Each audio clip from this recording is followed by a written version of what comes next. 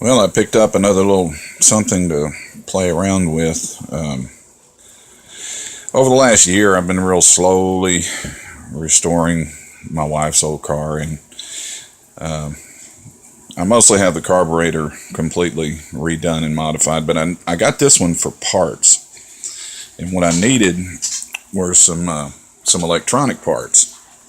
Well, this carburetor I didn't realize is not an electronic carburetor. This is a Rochester Quadrajet. It's the same type of carburetor as my wife's, but it's just a little bit different. Hers has an electrical connector here and has one down here. This one's the throttle positioning sensor. This up here is the fuel mixture control solenoid. And the parts I needed were out of the MCS up here. Well, it doesn't have one, so obviously it doesn't have parts. But since I have this, I decided to go ahead and clean it up and rebuild it anyway. Yeah, this one's kind of in the same shape that hers was when I started on it. It looks like it's been dipped in varnish and set on fire. It's in pretty rough shape. It's got gunk and rust spots on it and things like that. And you can see where it leaked. And obviously it doesn't work. I mean, it will, but the main thing is it's just worn out, gunked up, worn out. And it's a mechanical one. This one actually is a couple of years newer.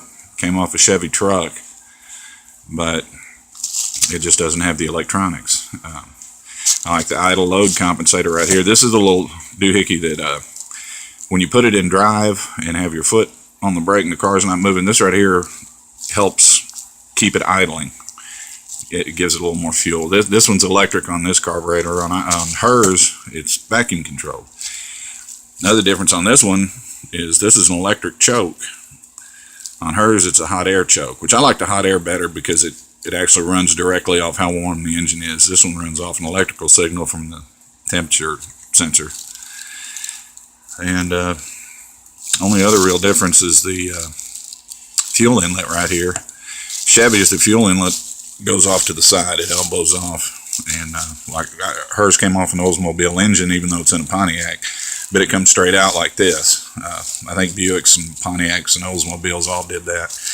But Chevys, that's an easy way to tell where it came from. Chevys go off like that. And the reason they do that is because the front of the engine, the way they design the Chevys, I think it's the water neck and the thermostat housing is too high in front of the carburetor, so they had to route around it, something like that. But anyway, there it is. This is a good old mechanical one, and I'm gonna go ahead and just overhaul it. Don't really need it, but I figure what the heck, I like tinkering with them.